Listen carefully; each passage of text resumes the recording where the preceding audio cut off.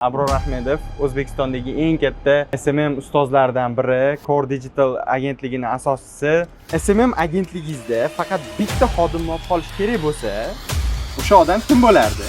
Voy. Aşağı yaptı sesi. Yok. Stories maker, stories notor qo'yib uni biladi. Videograf, videoni notor qo'yib uni ham biladi. Harakatolog misol uchun yoqolmayapti, uni ham biladi. U hamma narsani o'z harakatga tikkan bo'lsa, $350 ishlatiladi. Uzr $216 ishlatilgan. Intiladigan bitta joy turadigan emas, tepaga chiqaman degan odam bo'lish kerak. Agar SMM bilan shug'ullanmaganingizda, qaysi sohada ishlaysiz? Odamlar alohida kurs qilishadi. Men shunday aytaman podkastda. Assalomu alaykum Abror aka. Podkastimizga xush kelibsiz. Rahmat. Juda ham xursand bo'ldim kelganingizdan. Xo'p, bo'lmasa siz bilan ozgina tanishtirib o'taman. Abror Ahmedov O'zbekistondagi eng katta SMM ustozlaridan biri, Core Digital agentligining asoschisi. Menimcha juda ham ko'p o'quvchilaringiz bor. Nechta taxminan?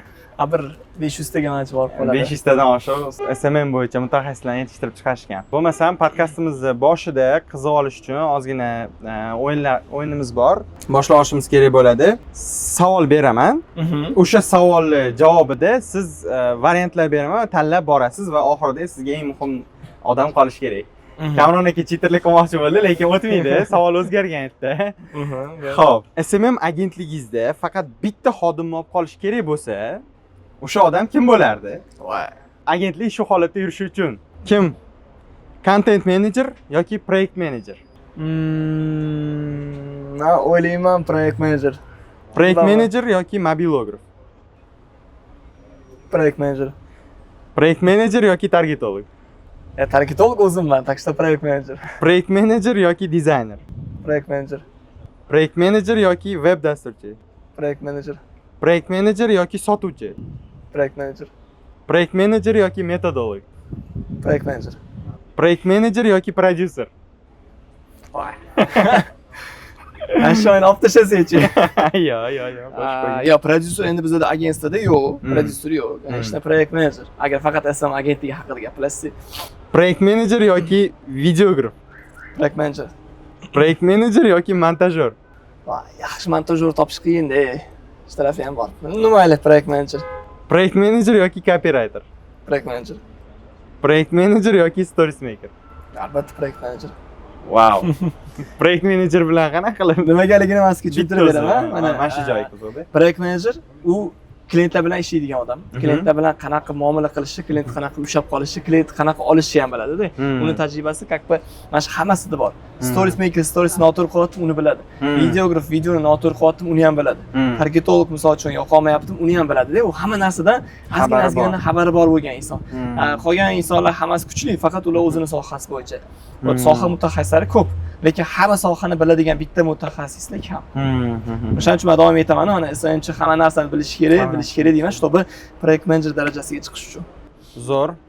O'zi podkastimiz ofislarda boshlanishi kerak edi, lekin men qiziqroq bo'lishi uchun ko'chada boshladik. Endi nimaga sabab deganda, odamlarni qiziqtirish hozir o'zi qiyin bo'lib ketgan. Nimagadir ularga bir nuqta ko'rsatilmasa, uje nimadir berish qiyin. Lekin men bitta narsani aniq ayta olaman. Mana shu podkastni ko'rsanglar, mana shu Porsche qanaqa olishni bila olishinglar mumkin. Narxi qancha aka? Porsche qanchaga olgansiz? O'zi narx qimmat chiqadi. 180 ming, 200 ming dollar atrofida endi. Men yurgan olganman, 20 ming private bilan olganman, 120 ming dollarga tushgan. Endi nimaga Porsche? Savol. Bizda bilsangiz, O'zbekistonda faqat BMW Merc. BMW Merc hamma yo'q. O'zim ham olganingiz. O'zim ham shunaqa o'shalarga ishonib emas. O'sha nima deydi? Meni ham psixologik ishontirib yuborishgan shu. Faqat O'zbekistonda bor mashina u BMW yoki Merc degan. Ikkindoq qarayapman. Hani yaqinda ham Yevropaga chiqdim, ko'raman, o'tda Porsche obro'si vashshe boshqada. BMW Merc'lar ochishasi yetganda o'tda ko'pi taksiga qilar ekan. Ko'rib qaynab qoldim. Даже pyaterkalarda. Bizda M5 desa odamlar tomdan tashlaydi-yu. Bu yerda taksi qilayotganini ko'rdim. 550lari o'sha. Shunaqa qoladi. Porsche bu уже BMW Merc emas, bu qanaqadir o'zini xuddi Ferrari bilan anaqa qilayotgan. Shunaqa, asosan bularni sportkarlar bilan odamlar assotsiatsiya qilishadi. Masalan, mana gonkalarni anaqa qilsangiz ham faqat Porschelar chiqadi. Gonkalar ko'pincha holatda shunaqa sportkarlar ichida yuradi. Sizni stilingizga ham bu juda ham tushadi-da, anaqa old money stilda. Shunisiga mashina. Shunisiga his qolganman. Yana bitta savol. Ofisga borishimizdan oldin ofisingiz oldin dacha ko'rinishida bo'lgan, ya'ni 2 qavatli, men o'zim ham borganman. Hozir bo'lsa Nestonga ko'chdinglar. Endi bu yerda bitta savol tug'iladi. Men o'ylashimcha, endi boshqalar ham shunaqa o'ylasa kerak. Neston bu ko'proq status beradi. Shunaqa. Dacha bo'lsa qulaylik. Shunaqa. Nimaga qulaylikni statusga almashdinglar? To'g'ri, aslida o'ylab qarasangiz status beradi, menda status uchun bo'lmagan Nestonga o'tish. Yo'q. Da, chunki mana biz uchastkada turdik. Deyarli ikkalasini ham to'lovi bir xil. Arenda narxi bir xil bo'lgan. Единственный dachali ofisimizda, ya'ni uchastkada qanaqadir komfort zonaga tushib qolasiz. Uy sharoiti deysiz, xohlagan paytingiz basseynga tushib cho'milardik biz. Spalniy kravatlar bo'lardi, kirib yotib olish, uxlab olish mumkin edi, misol uchun. Qaqan uydek bo'lib qolganda. Bu yoqda ofisda yotadigan joy yo'q. Hatto divan kreslo olib kelmaganman. Faqat partalar, stullar, чтобы kelgan odam faqat ishlasin. Ishga ko'proq fokus qaratish uchun. Shunga. Mana misol uchun oldin ishchilarga qulay bo'lsin degansiz, lekin u narsa agentstvani ishidagiga anaqa ta'sir qilgani uchun ta'sir qilgan. Bunaqa hamma yoq musor bo'lib ketadi, chunki hamma erkin bo'lib ketadi silishga. U bizga hali erta O'zbekistonga Google atmosferasini olib kelishga yoki Apple. Shunaqa. O'zi eng yaxshi tadbirkor bu muammoni topib, unga yechim qilib yurgan tadbirkor bo'ladi. Shunaqa. Qoldim, lekin men to'g'risi bunaqa javob kutmagandim. Status uchun-da, okey deb o'ylagandim, to'g'risida. Chista shu atmosfera. Atmosferasi ham zo'r. Atmosferasi ish atmosferasi. Prям biznes center, o'tga kelayotgan odamlar hammasi Toshkent ko'rinib turadi. Ishlaysizda, ishlamasdan iloji yo'q. Bo'ldi, bo'lmasam shu joydan davom ettirib, biz ofisda davom ettiraveramiz, xudo xolasa podkastni. Soha bo'yicha savollar ketadi ko'proq u yoqda ofisda. Abror aka, o'zi oxirgi paytda ko'proq proyektinglar taxminan qanchaga chiqib ketdi? Men oxirgi marta eshitganimda, men 30-40 taga yaqin proyektlar bilan ishlashadi. Shunaqa edi. Uchastkada ishlayotgan paytimizda даже 50 taga yetgan payti bo'lgan, pikida. No, narxi unaqa hozirgidek katta bo'lmagan chek. Misol, eng baland chekimiz o'sha payt uchun $1,5 ming bo'lgan.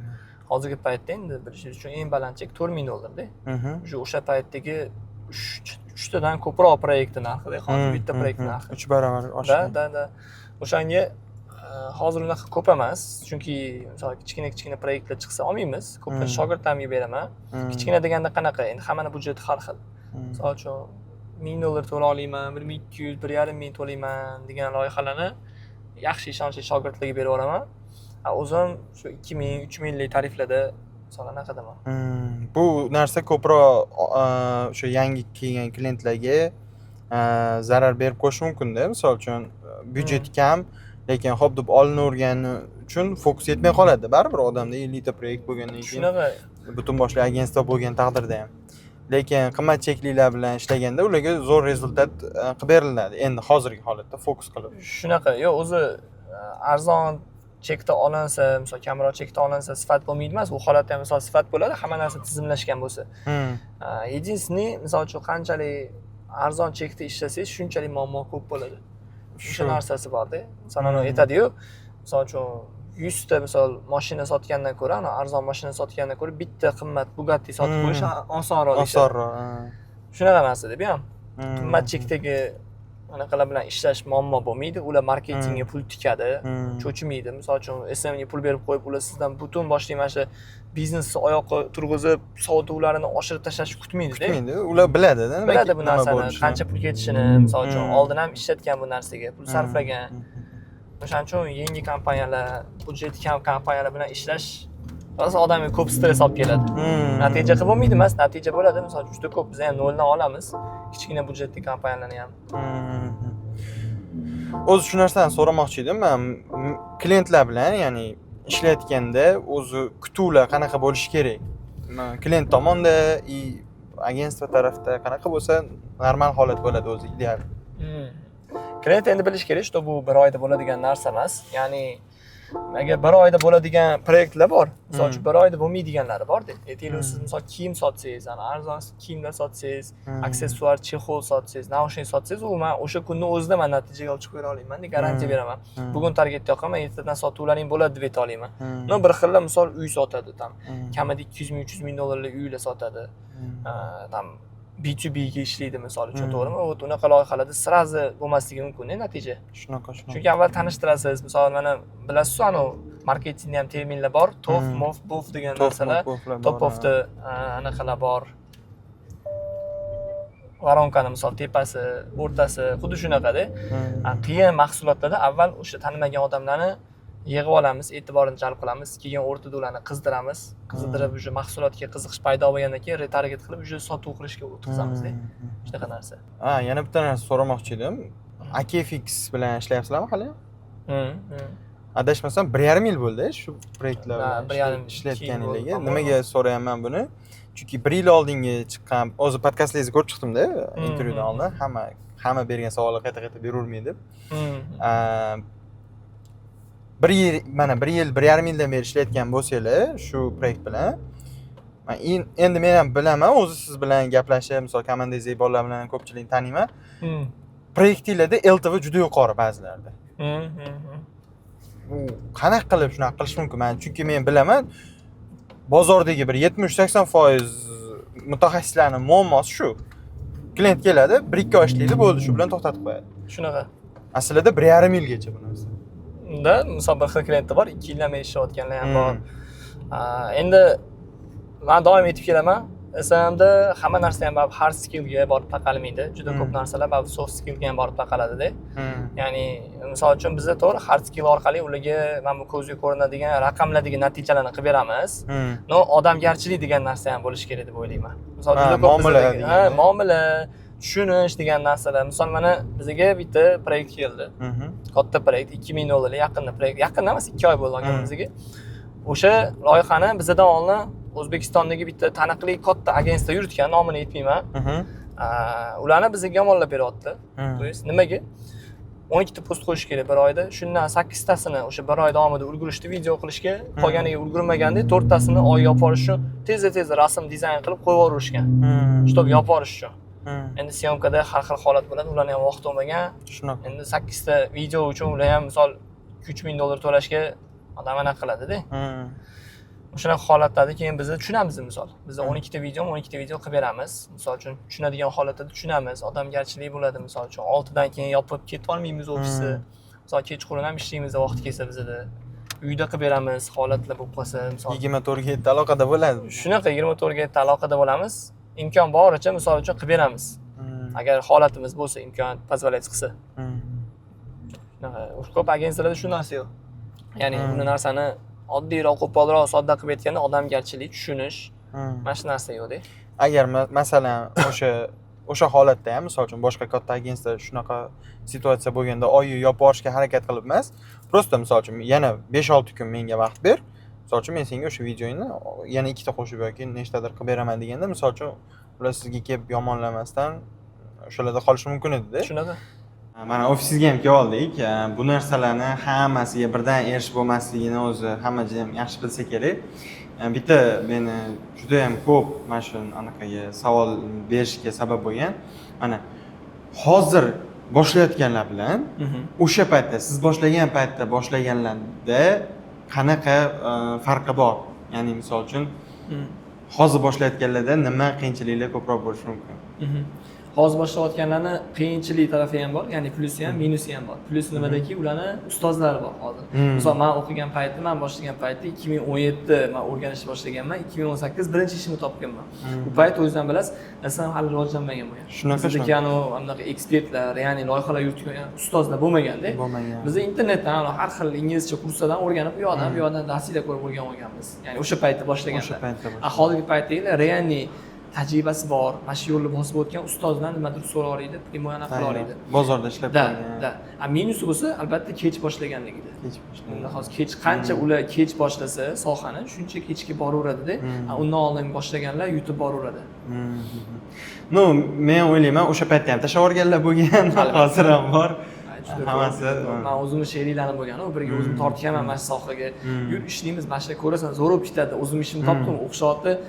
O'rtoqlarni, yaqin o'rtoqlarni taklif qilganman. Boshlab ko'rganlar bo'lgan. 1,5 million, 2 million oylik topyaptimi?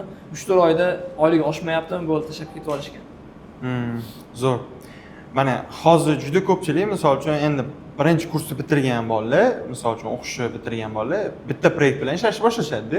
2-3 oy yurgandan keyin уже 2-3taga o'tishadi. Ya'ni komanda qisqa qilib aytganda hali to'liq rivojlanmagan agentlikka aylanishni boshlashadi уже.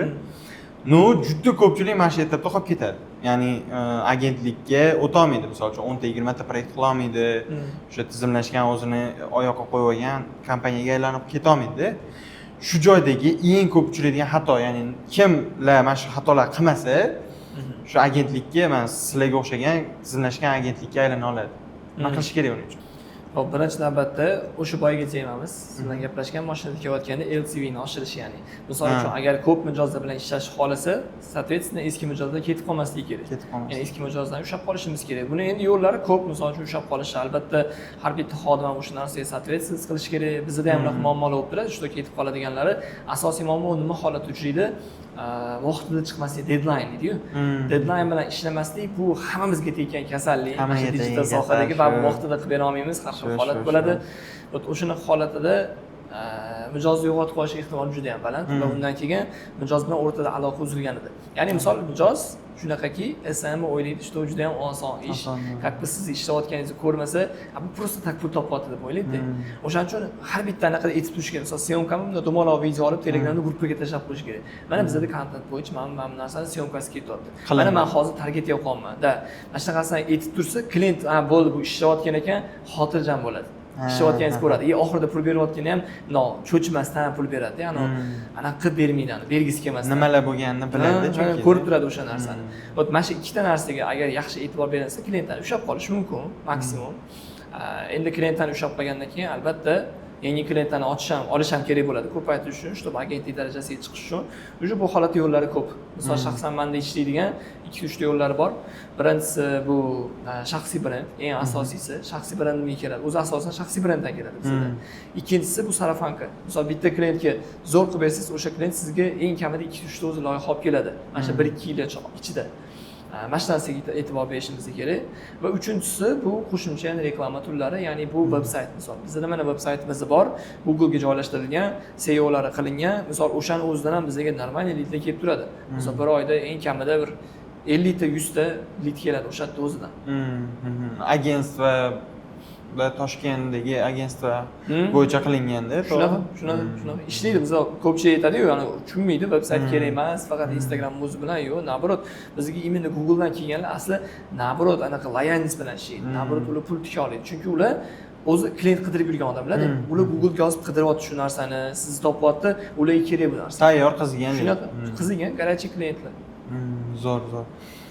Endi mana shu joyda men misol uchun katta agentlik darajasiga chiqish uchun baribir ham har doim misol uchun katta pul yoki katta ko'p proyektlar hal qilmaydi.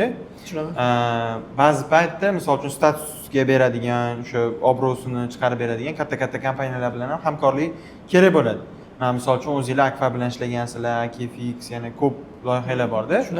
Shunaqa katta loyihalar, katta kompaniyalar bilan o'zi qanaqa qilib mijoz olsa bo'ladi shunaqa katta kompaniyalar. Хорошо. Xo'p, o'zi hammasi ham kichkinadan boshlanadi. Mana misol kichkinagina o'sha Al-Fajr soatlardan boshladim. Keyin sekin-sekin rivojlantiraverasiz, nomingiz chiqishni boshlaydi. Ya'ni siz SMchi degan nomingiz tanilishni boshlaydi. Eng shaxsiy brendingiz bo'lmasa ham. Mana shu orqali sekin-sekin odamlar tanishni boshlaydi уже. U unga tavsiya qiladi, boshqasi bunga tavsiya qiladi. Mana misol uchun Akfada Primoy Jahongir aka tanimaganlar, unaqa bo'lib bo'lmagan. Kimdir o'sha Akfada ishlaydigan odam meni ko'rib qolgan Instagramda. Ko'rib qolganda, keyin mana shu odam SMchi ekan, bizlarni mana bu boshliqlar yetib ko'rsak bo'lar ekan turib, keyin mana shunaqa bo'lib chiqib ketib qolganda, tем более ishimizni ko'rishgan, yaxshi ishlar qilib bera olamiz qolganligi shunaqa bo'lib boshlanib ketib qoladi. Ya'ni nimaga borib taqalyapti bu narsa? Albatta, ya'ni o'sha boyagi sarafankaga va shaxsiy brendga borib taqalyapti. Ya'ni bu yerda asobiy tanish bilish degan narsa yo'q. Men misol uchun tanish bilish orqali olmaganman. Hightown City mana Yunusoboddagi proyekt bizaniki. Bu ham tanish bilishsiz shaxsiy brenddan kelgan. Akfa sarafankadan kelgan. O'sha tanib qolib, shunaqa boshlanib ketgan. AKFX Shohruh Xo'zi bilan biz yo'lda tanishib qolganmiz. Mashinada surishganmiz, svetofor turib qolib. Svetofor turib qolganmizda va ayuchi deman bu paytda. Keyin mashinangiz bor ekan, davaychi keyin svetoforga boshlaymiz dedimda. Keyin shunda bosdik. Keyin shu bilan kechqurun telefon qildi. O'sha SMchi ekansiz, bizda proyekt bor, ishlaylik. Shu bilan keyin boshlanib ketgan. Mana shunaqada, misol bu yerda anaqada sekreti yo'q. Zo'r. Qiziq lekin mana shu narsa.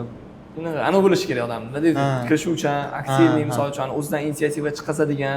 Misol mana sizni 10 ta odamni krugiga qo'yib qo'ydimi, 10 ta biznesmenlar krugiga, o'shaning ichida gap topishib keta oladigan odam bo'lishi kerak-da. Ya'ni kirishimli, introvert deydi-yu. Introvert bo'lib qolmaslik kerak. Gapirish kerak-da. Gapirish kerak, da. Именно. Zo'r, mana ishni zo'r qilib berish и plus yana ustiga muomala qo'shilsa, bu degani ideal formula bo'ladi. Непобедимый formula, zo'r bo'ladi. Xo'p, endi qarang, mana sizlar o'sha oldin dachada turgan paytinglarda, mana 50 tagacha proyekt son chiqargansizlar. Bu degani O'zbekiston bozorida normalniy ulush topib qo'ydinglar уже deganda. Endi juda unchalik bozor katta bo'lmaganini hisobga olganda, agentство 50 tadan oshiq bir paytda o'zida ishlashi bu juda ham katta anaqa rezultatda. Albatta. O'sha paytda mana shu 50 taga chiqish uchun nima ish qilgansizlar? Ya'ni baribir 50 taga chiqish uchun sarafanni o'zidan bo'lib qolmagandir, nimadir harakatlar bo'lgan. O'sha narsani aytib bersangiz, keyin fokus qaratganingizga yana bitta to'xtalamiz. Men o'ylayman, o'sha paytda proyektlarimizning ko'payishiga asosiy sabab bu shaxsiy brendim aynan shu narsaga qaratilgan bo'lgan. Shaxsiy brendimda faqat mijozlarni keyslarni olib chiqardim, faqatgina mana shu narsalarga upor qaratilardi va bizga asli 50 tadan ko'p olish imkoniyatimiz bor edi. Men ko'pincha bir xillarni olmasdik, qolib ketardi, lidlar kuyib ketardi, juda ko'p shunaqa holat bo'ladi, juda ulgurmaslik bo'lardi. Asli 100 taga ham olib chiqsak bo'lardi. Bizda hamma narsa o'sha paytdan tizimlashgan bo'lgandi. O'ylayman, bu shaxsiy brendim bo'lganligi, shaxsiy brendimda fokusi klientlarning natijalariga, klientlar bilan ishlash ism, ularga nima natija beradi, mana shu narsalarni ko'p olib chiqardim. O'ylayman, shu narsa katta ta'sir qilgan. Sarafanka ham albatta o'z o'rnini o'ynagan, bu narsa ham katta ahamiyatga ega bo'lgan. Keyin bizda bolalar ko'p bo'lgan paytda. Ha, o'sha paytda ishlaydigan bolalar hozirga qaraganda ancha ko'p bo'lganda, 30 taga yaqin bolalar bo'lib ketib qolgan. Shogirdlari bo'lib ketgan, o'zi ishlamasdan shogirdlarga berardi. Xo'p, hozirgi paytda misol uchun biz unaqa kichkina proyekt chiqsa o'sha boya aytgandek olmayapmiz, asosan o'sha katta proyektga fokus qaratamiz. Endi o'sha katta proyektlarga fokus qaratyapsiz. Bunga nima sabab bo'ldi? Oilami yoki shaxsiy hayotmi? Nima sabab? Hop, endi o'sha paytda ochiqchasiga aytaman, ko'p proyekt bilan ishlayotganda stress juda ko'p bo'ladi. Stressga men misol stress ustuvchi odamman, chidamliman stressga nisbatan. Endi bu yoqda oilam bor, misol uchun farzandim dunyoga keldi, misol o'zim blogim bor bu yoqda, ota-onam bor. Endi ko'p narsada, qilishingiz kerak bo'lgan narsalar. Hammasi stressga bitta o'zingiz emas, 5-6 kishi javob berish kerak. Da, shunaqa. O'shandan keyin o'ylab qarayapman-da, asli men hozir 50 ta loyiha bilan 1000 dollardan ishlagandan ko'ra misol 5 ta loyiha olib 5000 dollardan ishlasam, o'sha summa-yu o'sha summani topaman davom. Zato kamroq stress ketadi, fokusim ham kamroq bo'ladi, ko'proq oilaga qarata olaman. Shu narsani keyin to'g'ri deb bildim. Hozir ham shu yo'ldamiz. Zo'r. Ajoyib. Shaxsiy brenddan o'zi mana adashmasam hozir 200 mingtadan oshiq podpischikingiz bor. 212 mingta. 212 mingta, 200 mingtadan oshiq podpischikka misol uchun juda ko'pchilik SMM anaqa qilib so'rasa kerak. O'zi shu loyihalar ham shundan keladi. Mana agar bitta SMMchi bola misol uchun 100 mingta podpischik qoladigan bo'lsa, ya'ni organikada o'sha SMM testlarni olib chiqib, nima deb o'ylaysiz? U bolada pul bilan muammo bo'ladimi yo'qmi? Yo'q, pul bilan muammo umuman bo'lmaydi. Men aynan shu uchastkaga ko'chgan paytimda, esingizda bo'lsa, 100 ming obunachiga erishdim turib, shalla ko'tarib chiqqanman. Aynan esimda. Uchastkada bo'lgan paytim. To есть bu nima degani? Men uchastkaga ko'chib Porsche olgunimgacha men o'sha 100 ming obunachiga chiqib bo'lganman. Ya'ni o'sha 100 ming obunachi bilan to есть chiqmagan bo'lganman. Hali chiqmagan bo'lganman. Demak, o'shasigacha 70 ming, 80 ming orasida bo'lganman. O'sha paytda o'zlar men misol uchun Rakat mahalladan, misol qimmat rayon-ku, shunaqa joydan misol 400 kvadrat metrli uchastka ola oldik, xudoga shukr. 50 talab loyihalar yuritdik. O'zimga misol Malibu, BMW, Porsche misol shunaqa mashinalar ola oldim. Aytmoqchi bo'lganim nimaki, o'zim misolimda aytaman bu narsani. Shu 100 ming obunachiga erishmasdan turib bu narsani qila oldik. Demak, qilsa bo'ladi. Odam qiyin ish odam qila oladi-yu. Endi esimda o'sha 100 mingtaga erishganingizdan keyin yana 100 million anaqa qilgandingiz. Blogimga tikaman, reklama qilaman, ishlataman deb. O'sha narsadan keyin ham qanchalik oshgan o'sha 100 millionning effekti qanchalik bo'lgan o'zi? 100 millionning effekti juda ham zo'r bo'lgan. Men faqat o'ta boshqa strategiya qilganman. Men obunachi soniga ishlamaganman, chunki hozirgi paytda internet o'zgargan. Hozir obunachi sonidan ko'ra odamlar siz haqingizdagi fikri muhimroq. Shaxsan menga shunaqa, qolganlarga bilmadim qanaqayu, shaxsan menga obunachilarni sonidan ko'ra fikri muhim. Ya'ni men nima qilganman, u paytda konkurs, kiyif, target bu narsalarga tikmaganman u pulni. 100 millionni 77 millionini men intervyuga tikkanman. Normal summani u yoqda даже aniq sifrasi emas, adashmasam shunaqalar atrofida edi. Men uni intervyuga katta kanalda intervyu berganman. O'shandan keyin meni odamlar tanishni boshlagan. O'shandan keyin meni shaxsiyatimni tanishni boshlagan.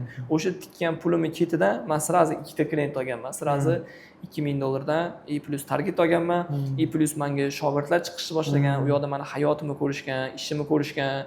Polni bu narsani ko'rgan u, tanigan. 2-3 ta shogirdlar chiqqan misol uchun. Uje men u ketkizgan pulimni oqlab bo'lganman. Uje oqlab bo'lgansiz-da. O'shani o'zi bilan oqlab bo'lganman. Bu yoqda hali men qancha u videolarni u hali YouTube'da turib yana ancha aylanadi. Shunaqa. Именно. Hali Instagramda qancha foydalanadi. Uni qirqib ishlatilgan 3 soatli intervyuda 3 soat. 4 soatli intervyu. Zo'r chiqqan lekin men o'zim ko'rib chiqqanman. Birinchi zapusк qilganingizni eslayman. Anaqada Impactda bo'lganda, kurslarda. O'sha paytda misol uchun unchalik ham odamlar hali SMM haqida wow emas edi bu paytda. O'sha siz birinchi qilgan paytingizda. O'sha intervyudan keyin sizni anaqangiz ancha anaqa bo'lib ketib qoldi. Lifestyle'ingiz odamlarda editlar qilinish yoki boshqa u paytda juda unchalik emas edi. Keyin o'sha intervyudan keyin menni wow bo'lib ketdi. Shunaqa desak, o'zini effektini agar men to'g'ri tushungan bo'lsam juda ham zo'r bergan. Shunaqa. Endi u bilan birgalikda juda ko'p narsalar qilingan. O'sha imенно atmosferani, pozitsiyani yetkazib beradigan kontentlar ko'p chiqarilgan. Men misol e'tibor bersangiz, hammadagi video chiqazaman-da. Misol qanaqa 10 million prosmotr qilish, 10 ming obunachi yig'ish, ko'p bunaqa video chiqazadigan insonlar. Menda shunchaki o'sha hamma ekspertli video bersam, buni o'zim misolimda aytaman. Misol qanaqa bizni mana mijozimizga mana bunaqa berdik. Misol men nima uchun maktabga o'sha paytda universitetga kira olmadim-u, lekin hayotim qanaqa o'zgardi.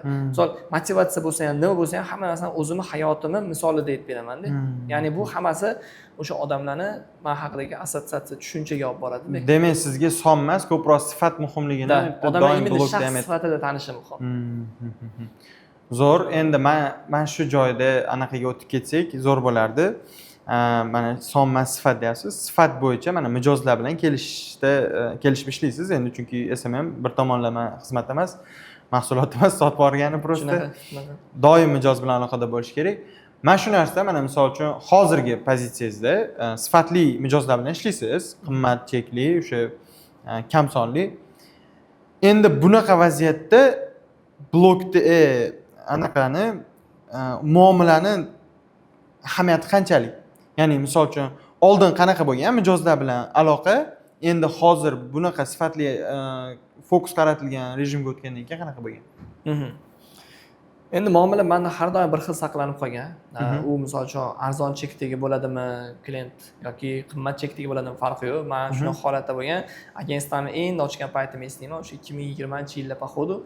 O'sha paytda birinchi loyiha chaqirgan. Agensiyaning pechatini endi olib, o'sha anaqa qilgan kunim istoriyaga qo'ya olmay, obunachilarim endi 5000 tacha. O'shadan chiqyapti klient, ishlaymiz deb boraman. Shunaqa gaplar gapiryapti. Sanda kelsa unchalar ko'chada tiqilib yotibdi. Nima farqing bor deb sansirab menga gapiryapti. Shunaqa anaqada, grup atlashan edi. O'sha holatda ham chidab turganman. Klient endi nima deysiz, misol uchun qo'pollik qilib, men ham kibrlanib chiqib ketsam bo'lardi. U holatda aytdim, meni farqim deb turgan, mana tushuntirib beraman. Ya'ni o'sha paytda ham chiroyli muomala qilganman klientlarga. Hozir ham xuddi shu muomalani saqlab qolaman. Shuning uchun ham o'ylayman, klient olishda bizda klient olishda muammo bo'lmagan hech qachon. Misol bitta uchrashgan klient o'sha bo'ldi, ishlab ketadi doim. Bu o'rni juda ham baland. Agar klient olishni istasangiz, klientni ushlab qolishni istasangiz, muomala eng birinchi darajali narsa. Endi yana bir xilga mijozlar bor-da, misol uchun sразу keladi, menga tezda rezultat qilib berish kerak deydi. Unaqa klientlarga qanaqa javob beriladi? Unaqa mijozlar bilan sразу ishni to'xtatish kerak yoki ishlamaslik kerak ham boshdan. Men mana shu maslahat beraman. Men mana yaqinda Yevropaga ketdim-ku. Sayohatga 2 haftaga ketganimda proyekt menejerimiz bor, Alixon degan. O'sha bola endi loyihalar oladi, o'ziga topshirganman to'liq. Bitta loyiha olib qo'yibdi. Endi aytmayman, turar joy majmuasi Toshkentning chekkasida, hali hech kim tanimaydi, endi qurilayotgan joyda. Endi quriladi. Potom bir oy yurtamiz biz. Endi 2 millik chekda. 2 millik chekda yuritdik. zo'r bo'ldi. Videolar hammasi o'zimizga yoqyapti. Lidlar zo'r tushyapti. 20 sentdan lidlar tushyapti-da. Uyda. Turar joy. Uy sohasida 20 sentdan lidlar tushyapti. И при этом bu sifatli lidlar. Ya'ni telefon qilib ular so'rayapti. Misol uchun uyingiz necha etaj, necha kvadrat metr, qayerda joylashgan, mana shunaqa savollar beryapti-da. Klient jalbasi nimada? Mana bir oy o'tib ishlayotganimizga nimaga klientlar bizani uyni bilmayapti? Necha etajligini, qayerda joylashganini, ploshadini bilishmayapti. Nimaga bizga telefon qilib bu narsani so'rayapti? Sizlar aytishinglar kerak emasmi deyapti. Lid nima uchun unaqada? Unaqada lid nima kerak bor? Nima uchun? O'sha bilmagani uchun telefon qilyapti-yu. Shunaqa. U olmoqchiki telefon qilyapti. Ular o'ylaganki, shu bir oyning ichida u butun anaqa bilib oladi. Butun O'zbekiston bizani uyimizni necha etaj, qayerda joylashgan, hamma narsa o'z targetga tikkan bo'lsa 350-400 dollar ishlatildi-da. Uzr, $216 ishlatilgan. $216 butun O'zbekiston tanishini kutishgan-da. Targetolog bolalar даже $500 yoqib tashlashadi. O'ziga klient olish uchun. Вот, endi mana shunaqa holatda bo'lsa, biz sразу bo'ldi, uzr unaqa to'g'ri kelmasa ishni to'xtatamiz deymiz. Ular bilan to'xtatdi ishni. Zo'r. Mana o'sha sразу yaxshi ishlaydigan, ya'ni o'zini biznesida ham stabil olib ketadigan odamlar o'zi unaqa bo'lmaydi odatda. Ular ham murosaga keladigan, hamma narsani adekvat qabul qiladigan odamlar bo'ladi. O'shanaqa mijozlar bilan ko'proq ishlash uchun, ya'ni boshida olayotganda filtr qilib olasiz-ku baribir. Nimalarga qarab o'shani aniqlab olsa bo'ladi, misol uchun. Mijoz qanchalik uzoq, qanchalik adekvatli, Aha, tushundim. Endi birinchi navbatda albatta muomalasi. Klient misol uchun sizga chiroyli muomalada bo'lyaptimi? Sizdan shu adekvatni odam. Ana kibillanib, sanda kesimchilar, unaqa deydigan klientlardan o'sha bilib olsangiz bo'ladi. U ancha-muncha mo'sh sifati yo'q klientlar bilan mijozlar bilan ishlab qo'ygan, ya'ni mutaxassislar bilan yoki boshqa muammosi bor. Unaqalarga unisiga qarash kerak. O'zini poviziyaniyasiga. Undan keyin nima natija kutyapti sizdan u? Mana shu narsani aniq bilib olish kerak. Nima o'zi kutyapsiz? Ajdaningiz qanaqa?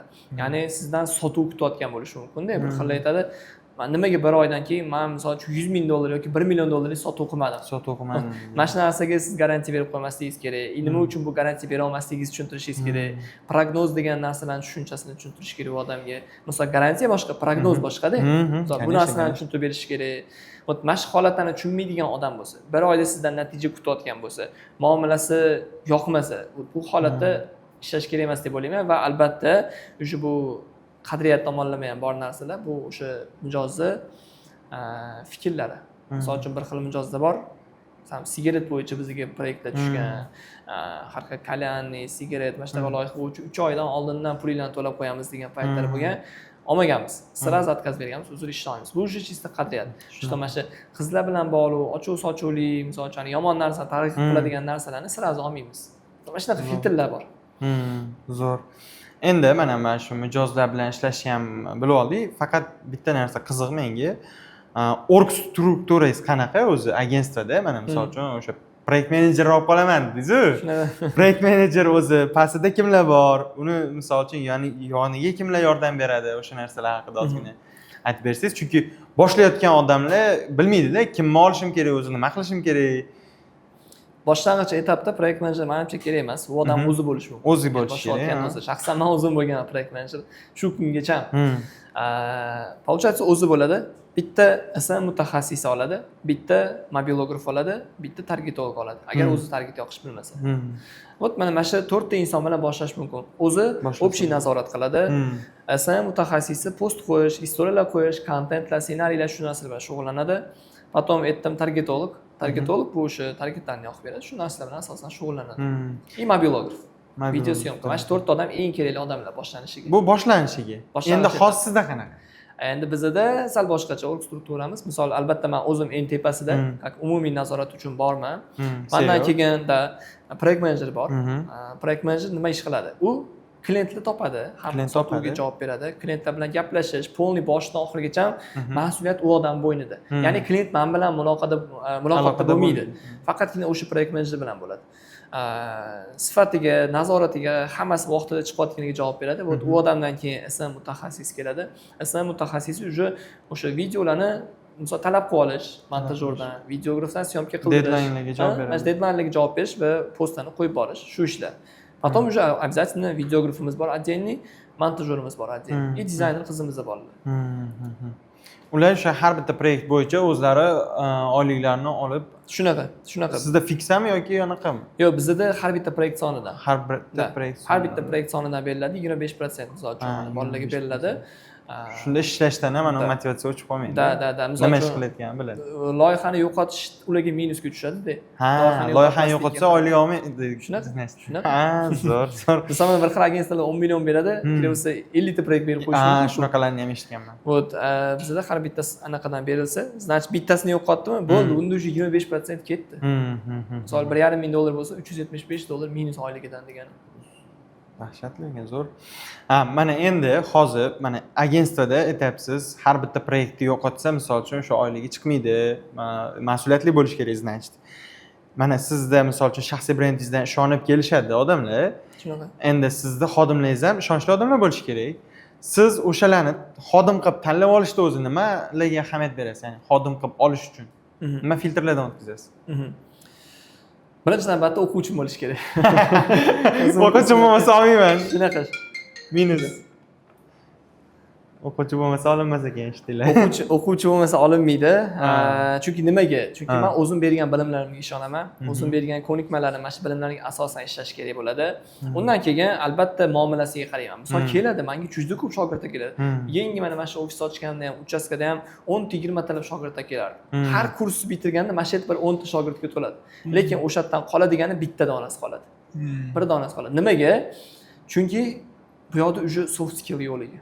Misol uchun muomala, o'zidan nimadir ideya chiqazish, misol uchun mana shogirdlar bo'ladi, bolalarga qo'shib beraman, mana siz mutaxassislarga prosta turadi. Prosta tomosha qilib turaveradi, o'zidan nimadir savollar bermaydi, mana bunaqa qilsak nima deysiz, ideyalar chiqazmaydi.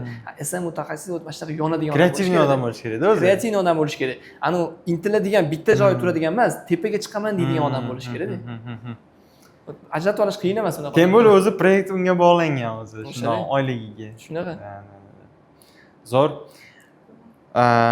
Endi mana shu proyektlarni mana misol uchun tartiblab, mana o'quvchilarni ishga olaman deyapsiz. Mana как раз o'quvchilardan gap ochildi. O'quvchilaringizni o'qitayotganda ularga o'zi asosan qaysi mavzularni o'tasizlar? Ya'ni o'quvchilarga iloji boricha misol uchun SMM marketing o'rgatiladi, hammada ham shu narsa. Lekin sizda misol uchun asosan e'tibor qaratadigan narsangiz nima? Misol uchun targetmi, content marketingmi yoki an'anaviy marketingmi, nimaga ahamiyat berasizlar ko'proq? Tushundim. Bizda o'zi aslida bu narsani aytib ketishim kerak, hamma narsa o'rgatiladi. O'shaning uchun meni misol uchun o'qitish dasturimning nomi SMM kursi emas, Digital Expert nomi. Digital Expert nimaga? Polniy mana shu digital sferani eksperti bo'lsin degan ma'noda ichida content makerlik, stories makerlik, mobilografiya, target to'liq boshidan oxirigacha A do yadagi piksellargacha o'rgatiladi. Undan keyin sun'iy intellektlar, chatbotlar yasash, bu narsalar ham hammasi bor. Ya'ni hammasi to'liq o'rgatiladi. Nima uchun bu narsani men o'rgataman? Menda Instagramda bir ikkita shunaqa videolar ko'rganman, shu bir xil SMMchilar gapirib chiqishgan. Ya'ni mana shunaqa narsalarni to что SMM mutaxassis faqatgina SMM qilish kerak, post qo'yish kerak, boshqa narsaga aralashish kerak emas deb. Aralashish kerak ekan. Bu narsani mana men 7 yildan beri tajribam bo'lgani uchun bu narsani bilganim uchun aytayapman. Juda ko'p mijozlarning oldiga borganimda aytadi: chatbot ulashni bilasam, yoki target yoqishni bilasam, yoki video olishni bilasam, yoki tam oddiy narsa Yandex kartaga bizning kompaniyani qo'shib olasan deydi. A вот SMMchilar bilmaydi ko'pchilikda shu narsani-da. Lekin kompyuter soatxonligi bo'lish kerak o'zi u narsani. O'shada bu oddiy narsalar. Bularni hammasini bilish kerak. Ha, bo'lmasam bitta misol keltiraman hozir. Demak, sizni kursingizni ichida o'qib chiqqan, bitirgan odamga dizayner yoki targetolog degan odamni olish shart emas. Yo'q, shart emas, umuman. O'zi ham yolg'iz bitta o'zi ham bitta loyihani to'liq qila oladi. Bemalol qila oladi. O'qinglar, zo'r ekan. Xo'p, demak ishchilar anaqadan olinadi. Keyin SMM agentligi rahbari. Xo'p.